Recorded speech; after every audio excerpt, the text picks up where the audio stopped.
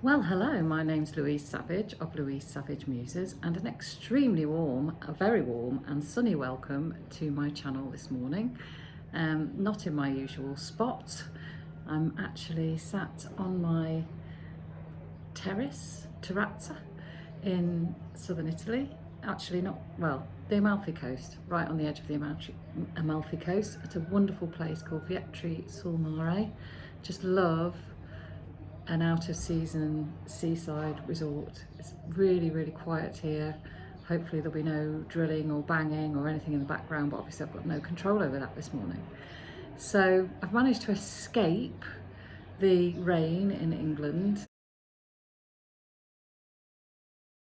It's been the wettest April we've had on record, so I feel truly blessed that I managed to land myself in Italy for a few weeks.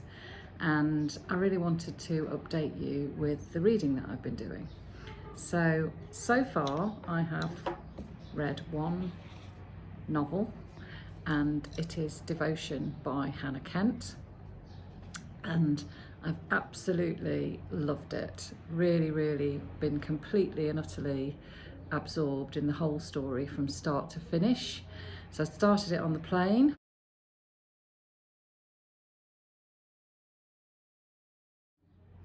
And as we were soaring off, leaving those rainy climes behind, I was reading about Hannah, who is the lead character in this story.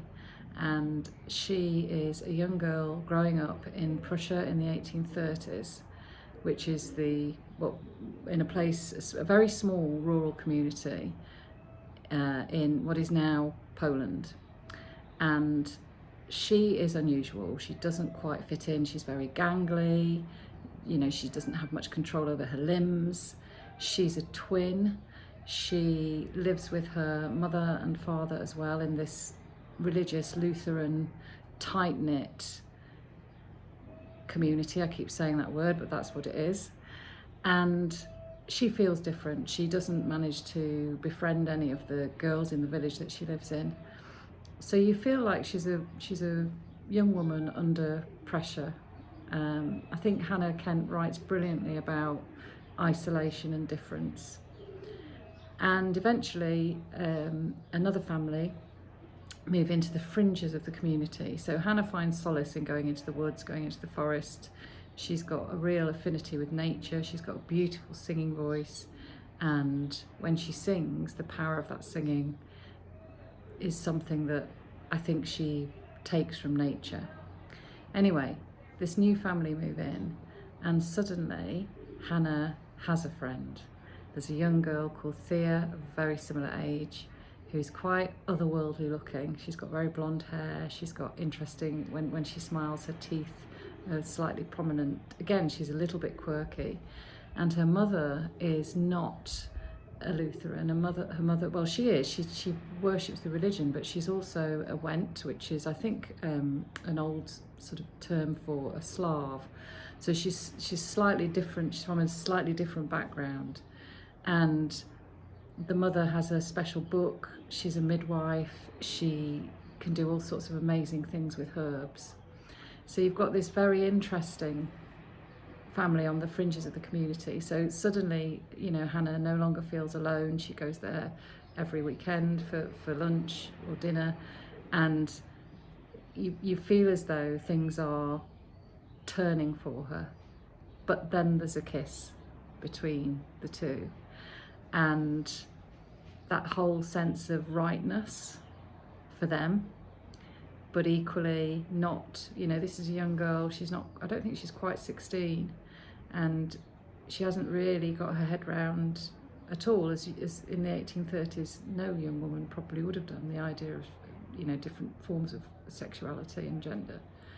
So the community have been made to feel extremely unwelcome because I think at the time Prussia was under the governance of the Russians. I could be wrong about that. And so they're not allowed to practice their religion. Their friar has been sent away, their priest, their church, they're not allowed to gather in their church, so they have to hold any sort of services outside and in secret. So they feel persecuted. And as a result, they've got this drive to travel to Australia and to form a new community out there. And that's for me when the novel becomes even stronger, because, you know, I've read a lot about people travelling on slave ships, people travelling, you know, adventuring on the high seas in novels, but I don't think I've read a novel about that, about a whole community going across a 6-month voyage on this boat. So they already live a pretty claustrophobic existence because they're under the gaze of God all the time. But being on a boat and being mainly in the hold of the ship for 6 months really does lead to tensions and friction and catastrophe. And I just found that whole description of the voyage totally spellbinding. In some ways I didn't want them to get to Australia because I kind of wanted to know more about what was happening in the community on the voyage. So it, you know, there's lots of, not action, that's not the right word, but there are lots of events and life-changing experiences. And then the final section of the novel is deeply spiritual, I think. It takes, I've got to be really careful because I don't want to spoil anything, but the idea of the sort of Aboriginal First Nation spirituality infiltrates the Lutheran community too. And I found that totally fascinating as well. So I can't speak highly enough of this novel. It's called Devotion for all sorts of reasons. It's a pitch perfect title because it's the devotion of the community to God, it's the devotion of Hannah to Thea, it's all sorts of, you know, what does that word mean? And in a way, I think that's partly what Hannah Kent is exploring here. There is I wanted to give you just a very small example of why I find her writing so powerful, because not only is Hannah Kent able to describe community really well, and particularly the dynamics of a community. She's done that in all 3 of the books of hers that I've now read. But also there are just jolting moments. I've picked something out here where she says, and anyone who's been a mother will completely understand this, but even if you haven't been a mother, I think you will too. And she's talking about the act of divination, the idea of working out the future from looking at animals and nature. And she says, the character says, if I could divine his future, she's talking about her son, in the entrails of animals, there would not be a living thing left ungutted. And it's very rare that I find a writer can actually communicate what it feels like to be the mother of a child.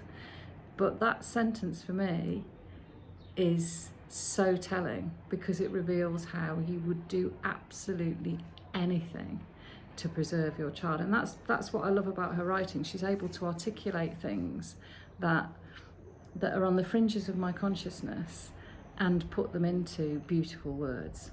So there we go. So that's my very first Italian read, although it's not Italian obviously, of the holiday. And I haven't quite decided what I'm going to move on to next. I'm hopefully going on a boat trip this morning. I've been waiting to go on a boat trip for the last couple of days, but the weather hasn't been quite right.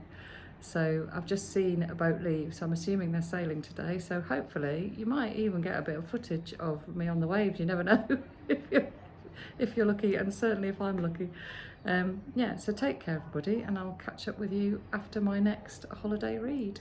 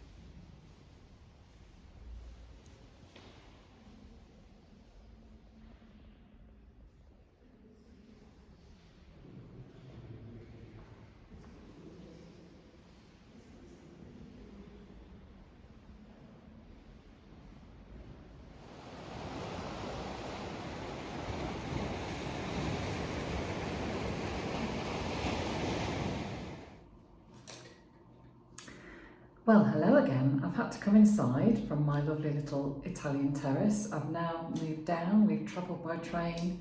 Wonderful Italian train service. Very cheap, very efficient. We've made our way down southwards to a place called Tropea, which is on the heel of Italy. And we've been here for a couple of days. And I nearly got badly sunburnt yesterday. It's a good job I had some sun cream with me, so I might be looking a little bit Felicia Beacon. I've had to come inside because there's quite a lot of traffic noise out there at the moment, so I thought it might be quite nice if you could actually hear what I was saying. Who knows? And I'm in our lovely little kitchen here in Tropea, so it might be a little bit echoey, but I think it's probably better than you suffering the honking going on out there. So anyway, while we've been here, we've done some lovely sightseeing, seen some wonderful beaches. The sea here, I mean, I'll put some footage in, hopefully, but I don't think I've ever seen such clear water. It's absolutely beautiful. It's the Tyrrhenian Sea, in case you're interested.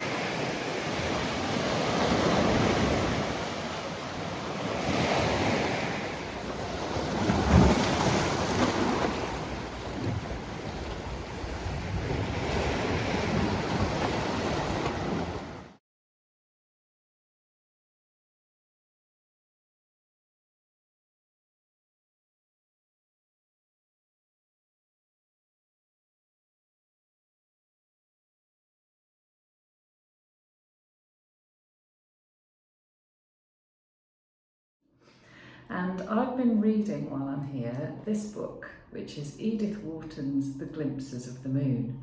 Now, I've read quite a few of Edith Wharton's novels. She was an American novelist. She was writing sort of during the early 1900s. This particular novel, I think, is one of her later ones, one of the last ones that she wrote. Could be wrong about that, but I think so. And was published in 1922. Now, by then, she'd already written The House of Mirth and The Age of Innocence, which are novels that you might have come across. The Age of Innocence was certainly made into a very successful film in the 1990s, I think, starring Daniel Day-Lewis and Michelle Pfeiffer. And I'm a big fan of Edith Wharton. I've really enjoyed all the novels of hers that I've read so far.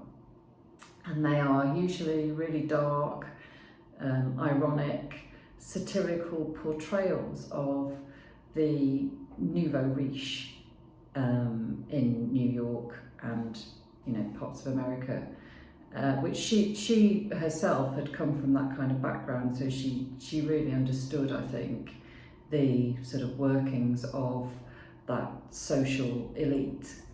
And this novel, I was really looking forward to reading it, and I started it, and I mean, the title kind of suggests it. I think it's a quote from Hamlet, I think, The Glimpses of the Moon, which sort of suggests a poetry. And when I started reading it, it felt really sugary. The first sort of chapter or so, I was thinking, what is going on here? This is kind of quite sentimental, quite romantic. It tells the story of Nick and Susie, who are two young, aspiring socialites. It's probably one way of putting it, but they're not wealthy. They don't have inherited wealth. They don't have new-made wealth like a lot of the people that they associate with. I suppose you'd probably describe them as hangers-on.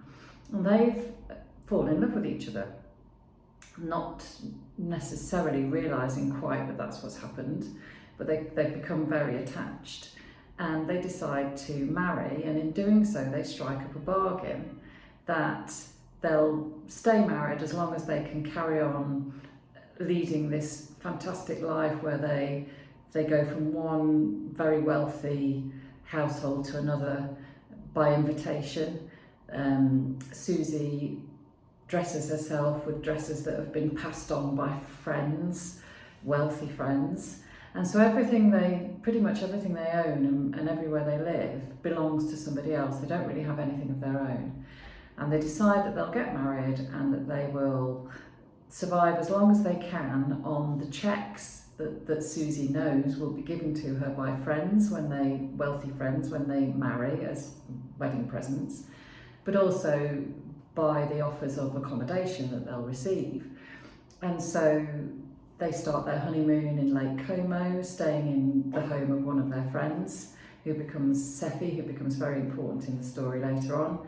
And later they end up in Venice, in this fantastic, quite dark, quite dramatic palazzo. And the idea being that if they run out of money, or if one of them gets fed up of the marriage, they will then simply divorce, and that will be that.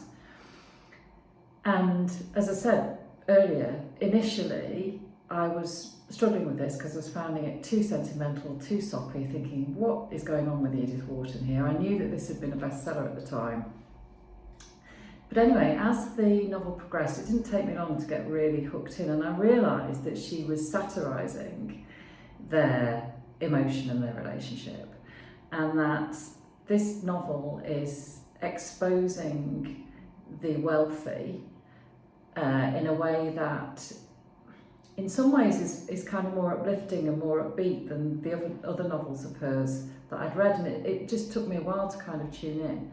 And I really, really enjoyed it. I found the character of Susie fascinating because she's portrayed, you know, she has a dilemma which she faces. The marriage is put under great pressure. They go their separate ways for a while, and I don't think I'm spoiling it by telling you that. And Susie goes on a voyage of sort of self-exploration and awareness, and actually learns a lot during the course of the novel. And one of the issues is that the funding of their lifestyle. So Nick has been able to kind of convince himself that he's a bit of an intellectual, he's a writer, in inverted commas, and he can kind of make his way as a man in the world without too many problems. Whereas Susie has always got one eye on making sure that they can survive, making sure that they're staying in decent places. And this brings about a conflict in their marriage because Nick comes to realise that they've been staying in this palazzo in Venice and actually enabling one of their friends who owns the house, the wife who owns the house, to commit adultery while they're there, that they are a kind of foil for her adultery. And so you have this massive moral question. Whereas Susie had been very uncomfortable about this and had kind of not quite realised that that's what she was doing in accepting the offer of staying in the house. She hadn't dared tell Nick about it, and when he does find out, he's absolutely horrified and really takes the moral high ground. And that's the kind of crunch point of the novel, because it's a novel about morality. It's a novel about what's more important, the sincere feeling of love, or living a life that is full of beauty, in fantastic surroundings, wearing beautiful things, having wonderful hats, wonderful clothes. You know, what is more important? And so in many ways, I think in this novel, Edith Wharton is more obviously moralising than perhaps in some of her others. And the way the wealthy are characterised in this novel is absolutely, I don't quite want to say vicious, but she doesn't pull any punches in how she feels about how vacuous the rich are, how they're flighty, they don't settle. There's a lot in this novel about divorce, which is portrayed as something that is fashionable. It's almost like a kind of, everybody's catching it, you know, people are marrying and not taking their connection with each other, not taking that contract seriously enough. The idea is that you can, you know, if your marriage doesn't work, you can divorce, you can go off with somebody else. Everybody's sleeping with everybody else, you know, and she exposes that, and the whole sort of idea of materialism is really well exposed in this novel as well. But there are some characters who are in that trap and in that cycle who she still manages to find some empathy for, which I think is quite interesting. So I enjoyed it from the point of view of looking at the way that Susie's character develops. I enjoyed it because I really loved the way that she pokes fun at the rich and exposes. I mean, you know, as a lifelong socialist, have certain attitudes about extremely wealthy people in our society. And I think she often portrays them as I imagine them, which may or may not be a good thing. It could be quite dangerous because it's confirming my prejudices, I suppose, and those prejudices might not be right. So, you know, I enjoyed it from that point of view and found it at times really quite comical. And the other thing I really loved about this book, not only its discussion of divorce, but also I loved its portrayal of children. There are some really important children in this story.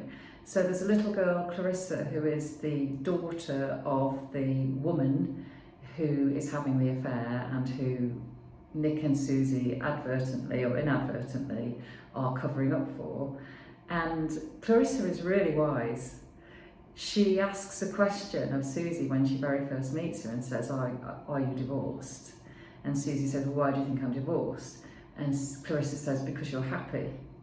And I thought that was just so clever, the way that it's leading you into thinking about what does divorce mean to this group of people. And then later on in the novel, there is a family with 5 children, the Fulmer children, who also are given a lot of wisdom. You know, these children have not been tainted by society, or at least Clarissa has. You know, you can see there are certain things she asks for a pearl rather than a book, for example, and is very pleased when she gets one. The Fulmer children have been brought up to really sort of enjoy art and you know, read Shakespeare and all those kind of things.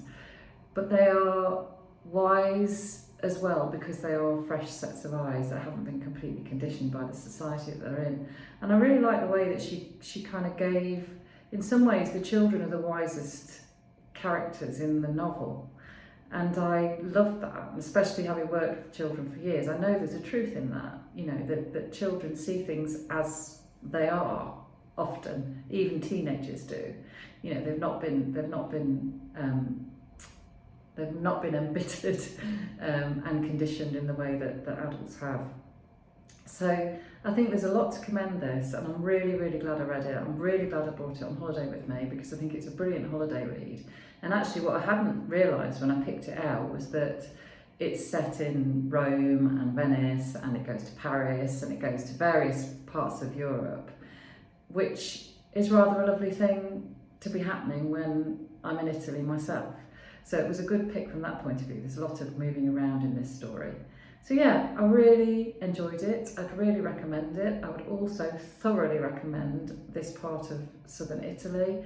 We're on the west coast. It's absolutely beautiful. The beaches are so clean. The people are really friendly. It's touristy but not spoilt, if you know what I mean. We are loving it here. So anyway, I hope you've enjoyed my witterings, musings, whatever they are, from this side of Europe. And it's been lovely to see some sunshine as well from a selfish point of view. I hopefully will be reporting back again next week on my reading experiences abroad. Might have to involve a certain Simon Savage because he's joining me in 4 days, I think it is. He and Chris are flying out and joining us in Sicily next week, end of this week.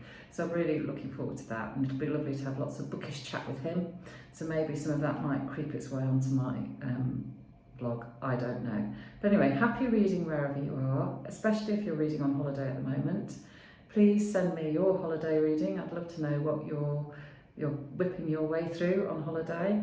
And sending lots of sunshine your way, hopefully, from these Italian shores. Take care, everybody. Bye.